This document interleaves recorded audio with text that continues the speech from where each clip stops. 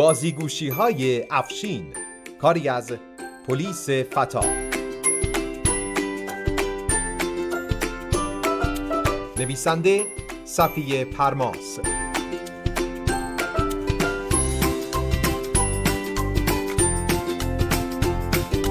روایتگران پیمان قریب‌پناه، شیوا رضوی.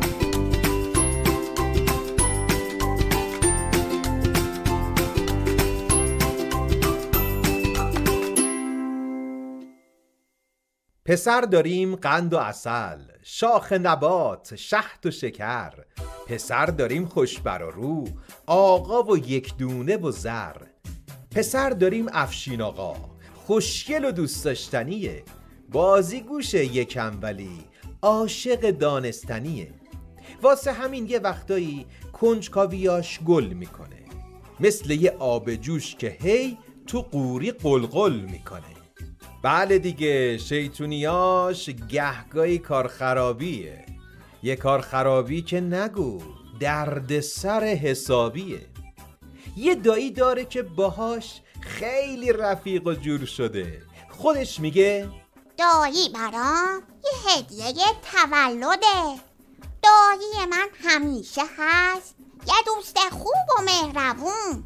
یه هدیه از سمت خدا، یه هدیه ای از آسمون. چون که داییم از کوچیکی همبازی و همراهمه.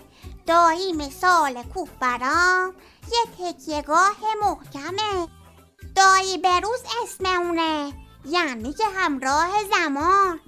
از علم و تازه های اون با خبر این دایی جان. یه آدم امروزی که دورش پر از طرفداره. گوشی هوشمند دایی چه چیزایی که نداره. اما یه چند وقتیه که دایی باهاش حرف نزده. قهر شده انگاری با اون، اگرچه قهر خیلی بده. خب آخه افشین و کاراش باعث دردسر شده. دایی تو کار و زندگیش خیلی نامعتبر شده. نامعتبر یعنی دیگه هیچکی قبولش نداره. کارشو از دست داده و زندگیشم در خطره. چون آقا افشین بلا یه روزی از همین روزا با گوشی دایی بروز سر میزنه ازش خطا. اون آخه عادت داره که گوشی رو دستکاری کنه. سابقه داشته تا الان گاهی خرابکاری کنه. شماره های گوشی رو اشتباه پاک کرده یه بار. شماره دوستانی که دایی با اونها داشته کار. بعد دیگه دایی نتونست دوستاشو پیدا بکنه، یا اینکه یک بار دیگه لیست رو مهیا بکنه.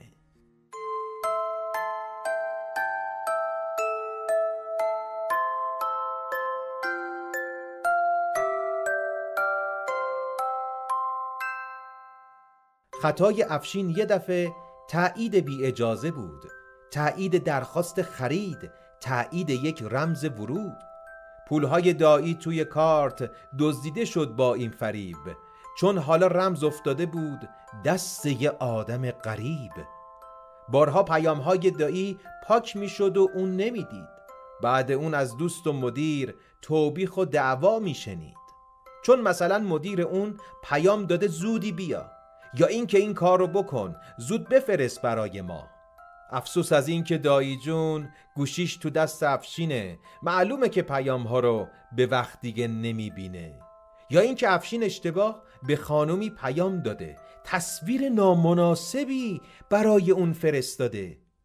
اینجوری آبروی دایی حسابی رفته چند باری. عذرخواهی کرده گاهی با بهانه های تکراری. حتی یه بار دوست دایی نوشته من حالم بده، تنهام و هیچ دوستی به من تو این روزا سر نزده. افشینم اشتباهی باز داده پیام تصویری که من ازت بدم میاد، بس دیگه کی میمیری. تا اینکه اون دوست به دایی با ناراحتی زنگ میزنه، میگه چه دوستی هستی، این جواب کارهای منه؟ دایی مثل همیشه باز از دل اون در میاره. دوستش اونو میبخشه و میگه که عیبی نداره.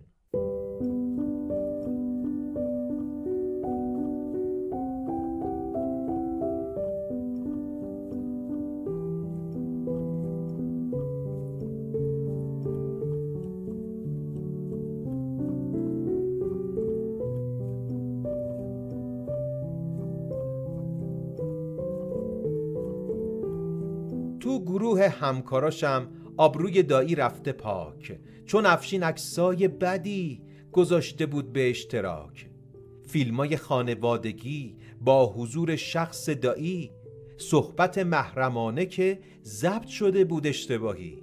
حتی یه فیلمی که خود دایی هنوزم ندیده از طرف یه ناشناس به گوشی اون رسیده. همون رو برده تو گروه کار داده دست دایی جون، حتی با یک خطای دست مدیر رو انداخته بیرون. بله، با این کارا دایی آبرو براش نمیمونه. همه میگن کار اونه، اما خودش نمیدونه. تا اینکه بعد مرخصیش میره دوباره سر کار. از کار افشین بیخبر، همه از اون گلایه دار. از همه بدتر میرسه نامه اخراج دایی، خودش نمیدونه چرا به بار آورده رسوایی. مدیر میگه از این به بعد جاتون توی اداره نیست، با این همه خرابکاری متاسفیم و چاره نیست.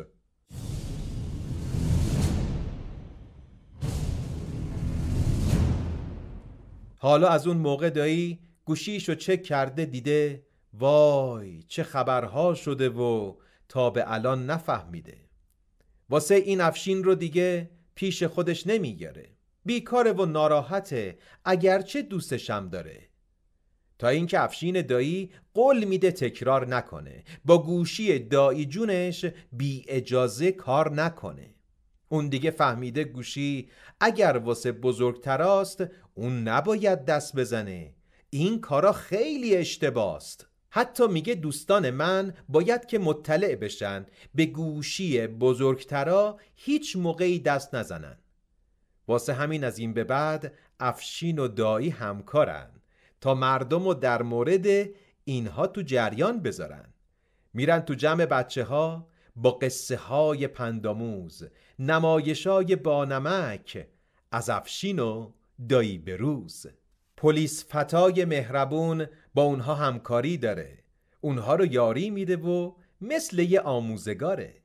معلمی که میشناسه خوب فضای مجازی رو، میتونه برطرف کنه مشکل و هر نیازی رو.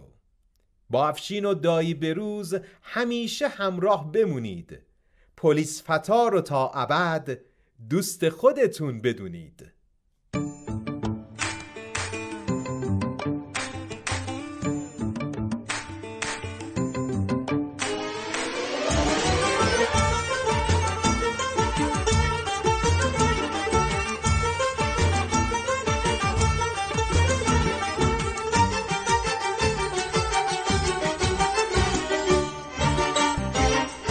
بچه های خوب، پلیس فتا کلی قصه های قشنگ دیگه هم برای شما داره، اونا رو هم بشنوید.